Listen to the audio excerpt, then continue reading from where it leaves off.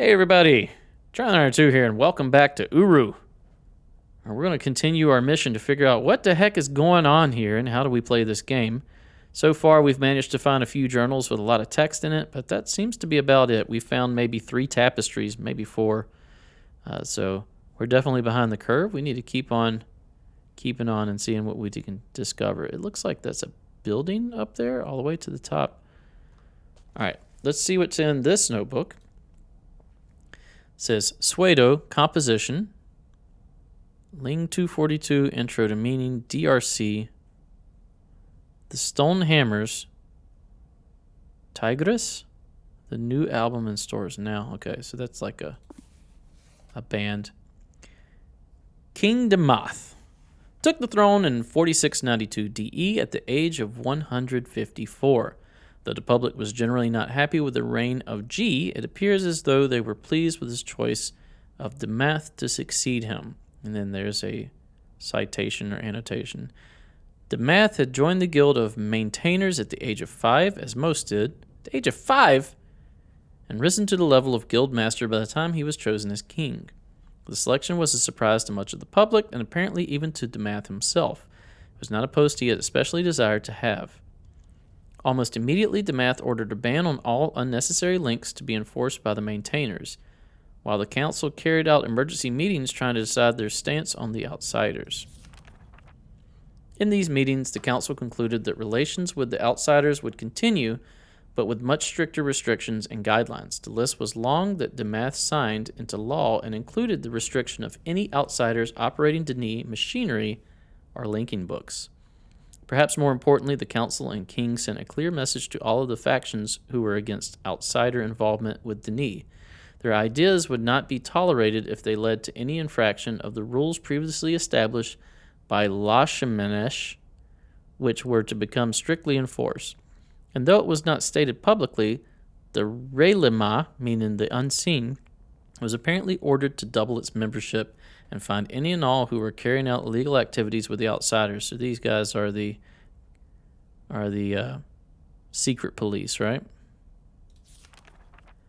As well, Demoth denounced the words of the Watcher as pure rubbish and nothing more than a desperately lonely man seeking attention. So the Watcher is the guy that we read those books in our Rialto or whatever, however it's pronounced, where he had those 5 volumes that he watched forever and got the messages for. In 4721 DE, Demoth pushed an amendment that forced the major guilds to accept a percentage of students who passed all entrance exams but could not afford the steep prices. It was the first such action in the history of Denis, and one that many seemed to question, especially the guilds themselves. However, Demoth was able to convince them it was a necessity for the society, and one to which they cautiously agreed. In 4724 DE, records point to over 10 separate groups being convicted of the Lashmanesh laws, as they had come to be called. Most agreed that the Raylima played a large role in convictions, although there are no official records of their involvement. Regardless, each of the convicted was sentenced to solitary confinement on prison ages. The convictions must have carried a powerful impact on the society, as the public still knew very little of the Raylima, if anything at all, and thus had no idea how so many convictions were occurring. As one writer said, there were stories of dark shadows and mysterious creatures. For those carrying out such activities, it was said that the eyes of Demoth saw everything, while his arms took anyone he wanted. The crime rate, especially pertaining to the Lashmanesh laws, steadily lowered until 4752, when there were only 3 recorded convictions. In 4784 DE, an assassination attempt was carried out against Demoth, resulting in the death of 2 members of the Raylima, who saved Demoth's life in the process. The perpetrators were found, and 2 years later, Demoth ordered their execution. It was the first execution of its kind and met with little resistance from the public or council. The 2 men were apparently linked into a death age, permanently ending their lives. Linked into a death age. Though most agree with the execution, those who were against outsider involvement to begin with now felt even stronger in their case. Now they argued Denis is killing itself for the sake of the outsiders. In 4826, Damath was rewarded for his efforts pertaining to the acceptance policies of the major guilds. The first, the Guild of the Stonemasons, non-paying members headed the effort to devise early fusion compounding technology, a building block for the eventual development of Nara. Nara is the hardest substance, right? According to the last game. Damath praised the guild and the numerous opportunities that all citizens of Denis had to benefit their society. In 4843, at the age of 305, Damath passed away, leaving the throne to his firstborn son. All right, here's the annotations. Some argued that G didn't make the choice of Damath, but the Grand Master Ilmas of the Guild of, or maybe that's Imas, of the Guild of Maintainers made it. The matter was never officially settled, although most contribute the choice to G. From Damath's speech explaining to the people the findings of the council meetings. By that time, the major guilds had become extremely expensive, and a large majority of the population, even if qualified to join the guilds, had no way to afford it. Taken from the private journals, the guild master Rishan of the Guild of Archivists, from Revealing the Unseen, written by Bisharin in 5999. Goshen, leader of the cult group Blood of Yavo, made the comment in a public speech. The comments were made by Damath at the public announcement of the fusion compounding technology. Okay. Lore. Once again, we got one more. Smiley face, not so happy there. How long is this one? Just want to kind of get a... Okay, it's not too bad. We'll read this one, then we'll keep on. A lot of times, the solutions to puzzles are written within these as well. King Shomat. Shomat took the throne in the year 300 DE. Denis era. Okay, so that's not Discover Earth. That's Denis era. At the age of 44, up to the point of his coronation, he had been a member of the Guild of Writers. He continued his study of the art through private mentors for a number of years after his coronation. It was a lack of proper guild instruction that most Denis historians attribute to the distorted views Shomat later took on. It was an up-and-down reign, partially due to a tremendous tension that seemed to exist between himself and his older brothers. Both their brothers, though they had little respect, did everything in their power to make Shomat's reign tumultuous. One of the first actions Shomat ordered was the construction of a palace. When it was completed in 347 DE, Shomat moved in with his family, although his brothers refused and maintained their own homes. Such an act was regarded as tremendous disrespect to a family and only served to widen the gap between Shomat and his brothers. Further intentions, not only with Shomat's family but within the culture as well, was the lavishness of the palace. Ornate gardens were present inside the physical grounds, and garden ages were written as well, linking from within the palace. Rumors abound that some of these garden ages were even wiped of their inhabitants in order to provide Shomat with relaxation. Whether true or not, Shomat often spoke publicly of the need for ages to serve Denis. This was a first for the society and a direct contradiction to what the guilds taught. The Denis were to serve the ages. So this is different than that first king we were reading about. It seems that eventually the tension became too much. Some say it drove Shomat mad. In 387 DE, both his brothers disappeared and were never found again. It was commonly presumed that Shomat wrote a death book to which both of his brothers were linked into, although it could never be proven. Regardless, it was one of the first major challenges for the people of Denis, and they reacted quickly. A prophetess was supplied to Shomat in 400 DE in an attempt to guide him in the ways of Yavo. For the 155 remaining years of his reign, it seemed that most people believed Shomat became a better king. The prophetess became an excellent mentor for Shomat and eventually convinced him to choose the son of one of his close friends as the heir to his throne. His own children were admittedly out of control. As it turns out, it was the bloodline of that child that led to the birth of the great king years later. Shomat died of natural causes at the age of 299. Women were generally seen as much better communicators with Yavo than men. As a result, most prophets were women. The choosing of a prophetess as guides for the kings started with Shomat and became tradition for all the remaining kings of Denis. It was usually up to the king as to which prophet or prophetess he would seek for wisdom. All right. Learning about Denis society here. All right, what can we look at here? Got my hard hat on. All right, so a main massive building. Is that the... That's probably the temple, right? That's either the temple or the palace. I have to slowly go back to the initial viewing position before I can back away from that. Oh no, there's more books here.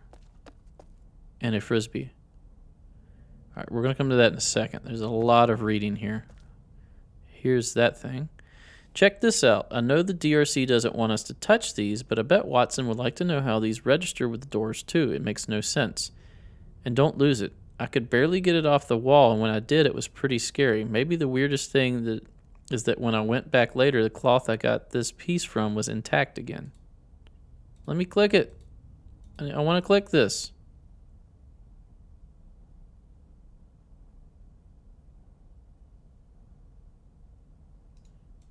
Okay, so I can't click that one. Thought I could. All right, so there's more DRC. There's a ton of books, ton of stuff to read, which I get it. That's part of the game, but I want to do more like puzzle solving. The lore is cool, but I want it drip fed to me, not just dumped on me. So this part isn't built yet. They didn't build an observer on this side. So this world that I was looking at was Denis from that office. Okay. All right, we got some more reading to do. Oh, we got a better helmet. I want that. Did I put that one on? Yeah, I'm the foreman now. Give me my lunch.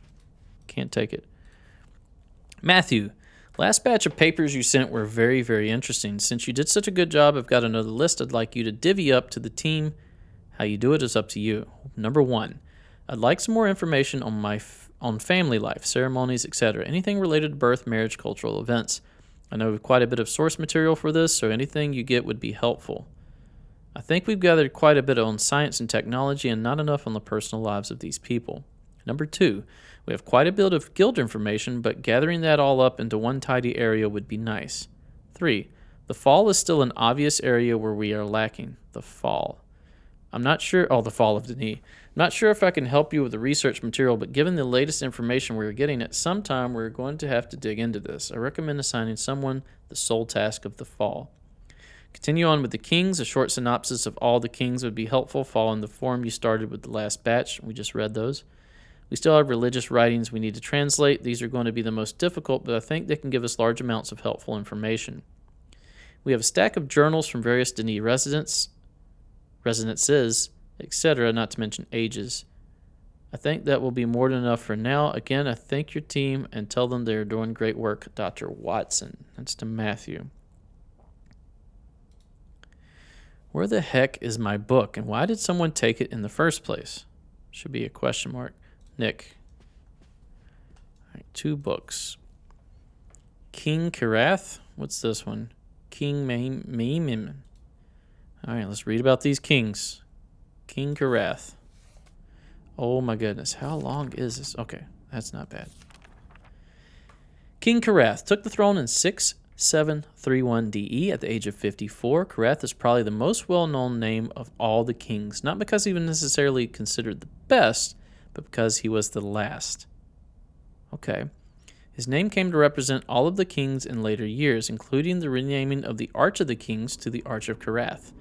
His mother had raised him to follow the teaching of Gish, and by the time he took the throne, he was believed to be a wholehearted believer in the followers. Because of that, and the experience of watching his father interact with his advisors, Korath had decided from an early age that a king was no longer the correct way that Denis should be led. At least, he argued, not until the true great king would come. The fact that Korath, in a single reign, was able to convince his people that the way they had been ruled for thousands of years was wrong and should be changed should be considered nothing short of miraculous. Korath carefully crafted his arguments as a benefit for the guilds more than anything else. After all, he argued, Denis is the guilds let us be protected by their fortress, is the guilds, and ruled by their wisdom. It was hard for the guilds not to support a proposal that removed the king from the highest authority and replaced him with 5 lords that would be automatically chosen from the grand masters of the guilds. So the guilds took charge of the government, basically. It gave all of the power of Denis to the guilds, and there were only a few grand masters who seemed to disagree. Those few were known as faithful followers of the great king and Renerif, who had always supported the role of kings. Fortunately for Korath, though his people believed a variety of different philosophical ideologies, only those who faithfully followed the original teachings of Renerif and the great king were disturbed at the thought of no king. And it was a majority of Denis who no longer followed those beliefs, but instead those of Nehemiah, Gish, the Watcher, and various others. As a result, it was cultural impact that the public had to overcome and not a religious one. Korath, attempting to further please the guilds, recommended new renovations and additions to the council chamber and construction of a new guild hall, meant to celebrate the new power that would be theirs, a symbol of the new power of the guilds and lords, and further insult to the great king, burying his memory even further under government construction. Construction began in 6970 DE on the new guild hall.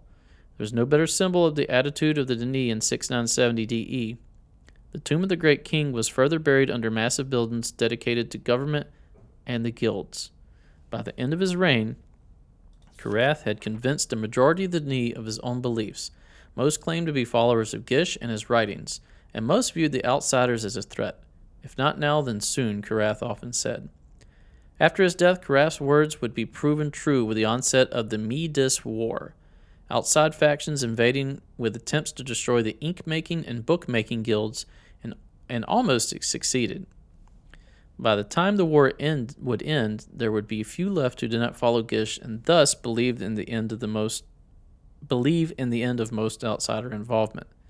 The discovery that conservative factions had led to the start of the Medis War would come much later, when it was far too late to alter the conservative trends. Regardless, in 6977 DE, Korath abdicated the throne and gave over power of the kings to the first 5 lords of Denis history. They were Lord Terry of the Guild of Messengers, Lord Hemela of the Guild of Healers, Lord Molef of the Guild of Caterers, Lord Kedri of the Guild of Writers, and Lord Coronin of the Guild of Analysts. Korath died 8 years later. The time of kings was over. Taken from Korath's public speech in which he first proposed the idea from the first 5 written by Tarvis in 7000. All right, one more book. Meemen. How long is this one? Still not horrible. King Meemen took the throne in 5240 DE at the age of 83. One of the biggest announcements of Meemen's reign came rather quickly and was offered by the Guild of Miners and Stonemasons who had worked together. In 5307, they revealed that Nara, as it had been created in laboratory weeks earlier. They revealed Nara. Nara offered tremendous opportunities for mining and construction and ended up having a massive impact on the future opportunities for Denis. Even at the time of its release, there was apparently much excitement about its potential. In 5312 DE, disease broke out in the industrial district of Denis, most likely originating in the age of Yasefe. The outbreak caused widespread panic, good band, as many predicted another plague similar to what had occurred during the 2100s. Fortunately, the illness was not nearly as lethal as the aforementioned, and the Guild of Healers reacted extraordinarily fast in finding a cure.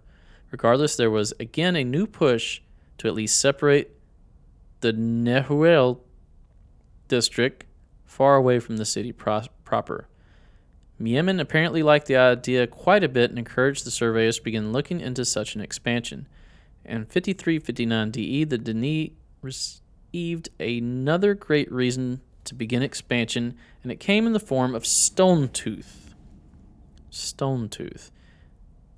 It was the second of the great diggers and quite a bit more powerful and technologically advanced than the older Stone Eater. Meemen immediately ordered the Guild of Miners to begin clearing an area along with Stone Eater for a new industrial district replacing Nehuel. It was not until 5475 DE that the actual construction was began on the new industrial section Uran. Less than 100 years after Stonetooth, in 5473 DE, the Guild of Maintainers announced that a newly discovered Terathenthi could be used to create much improved and much more protective maintainer suits. Though such an announcement may not seem especially important, the new suits ended up having a great impact on Denis culture. Since the maintainers were able to take bigger risks with the types of ages they could explore, the Guild of Writers were allowed to be a bit more liberal in their writing, and a new breed of age was begun. During Miemen's reign, words became a common topic of discussion, and attention was again given to older temples. Evidence points to numerous remodels and renovations of many of the secular temples that had been built years earlier on the new line of the Great Zero. The new line of the Great Zero, huh?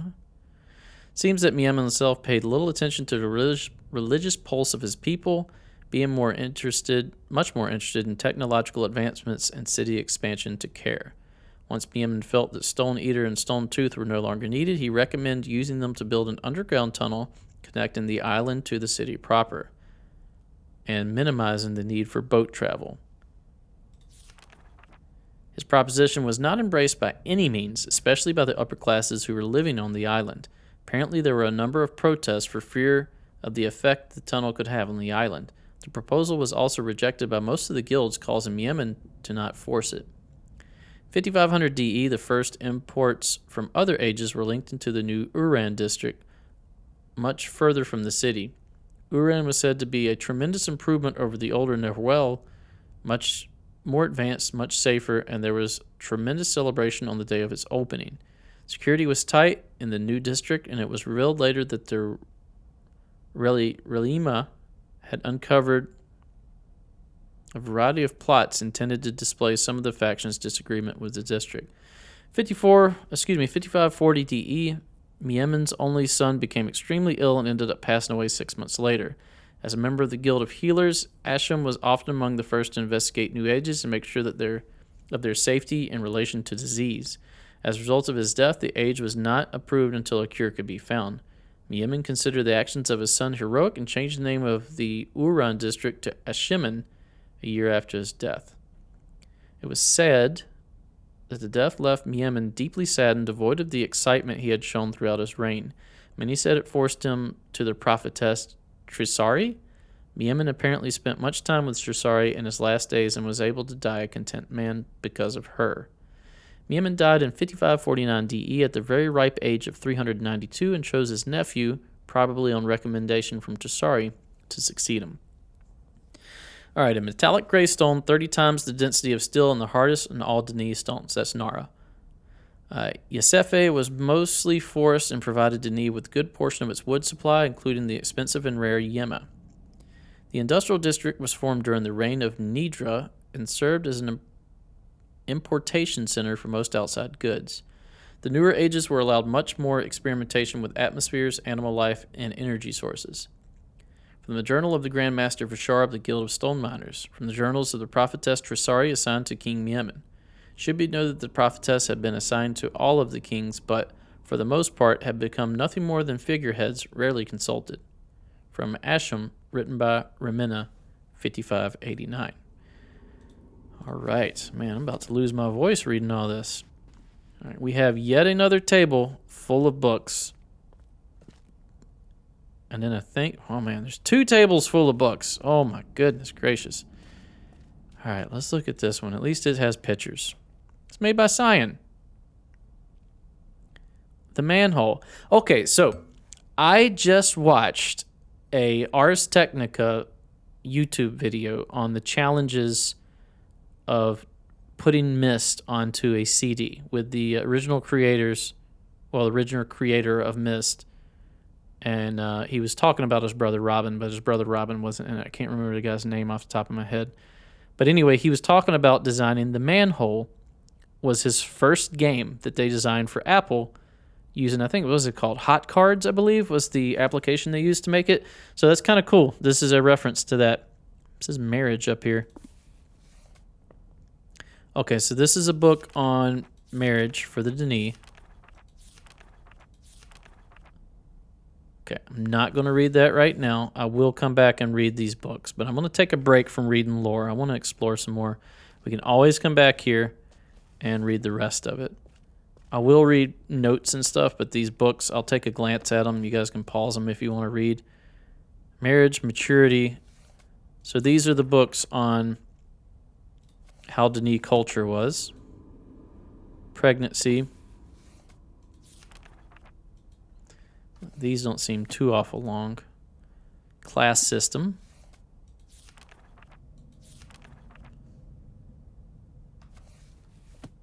All right, and then we'll look at these. I'll come back and actually read them. I'm just not going to do it right now. I'm about to lose my voice. Here's another King Nagan. Look through this. That font is difficult for me to read smoothly anyway, but we'll get there. King Asimlef.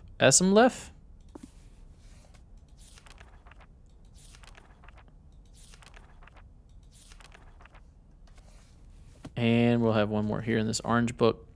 King Ailish. All right, so I've got 2 tables worth of books to read. I will come back here and read them in a future episode. If you guys want to read them now, just feel free to pause the video. But I am losing my voice, and I want to continue exploring this. I also don't think there's a way out of here, now that I think about it. A lot of these linking areas, especially to different sections of Denis like this, they take you to a place and then they like lock you in here, which I don't think I'm a huge fan of.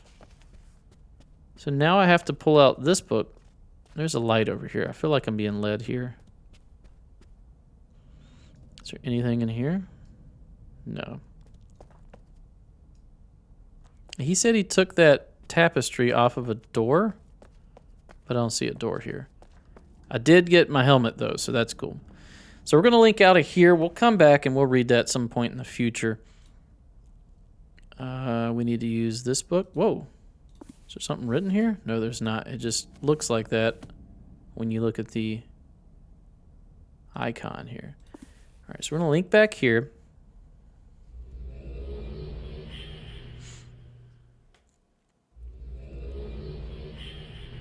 Got my safety hat on. Let's go ahead and take that off.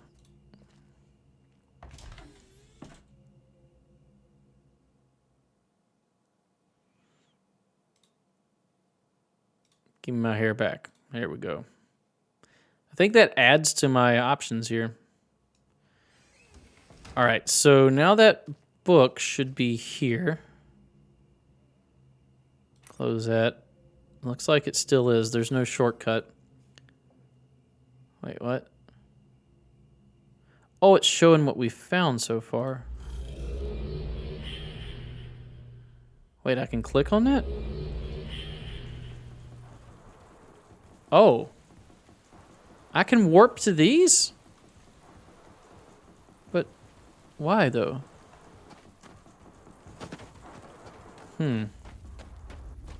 Curiouser and curiouser. All right, so I should be able just to jump over here. Yep. There we go. And then come down here. Then fly over here. Whoa. And then go over this way. All right, so if we want to link back there, it's right behind that tooth or whatever that is, but we want to continue on and see what we can find. I don't know what this is. That's a place we can link, I think. Is that it? Maybe. Can we go over here? Looks like it. I'm going. Let's go. Oh no, you just die. I thought there was something hidden down there. All right, so yeah. Definitely different than other Myst games. I definitely see the DNA in here. But the fact that there's so many dead-end ages and that you can die, per se. You're not really dying, but it like links you back. That's kind of new. And not the funnest, but hey, it's where we're at. All right, let's get back over here. We're going to link in that book and see where that takes us. All right. So we know there's something in that cave, but I can't see. So there may be a tapestry or something to see, but we have to figure out how to get a light source. And then there's this book. And we're going to link here next episode. Thanks for watching. If you enjoy my content, please consider a like, a comment, and or a subscribe. Stay tuned for the next episode. We'll see you then. Bye-bye.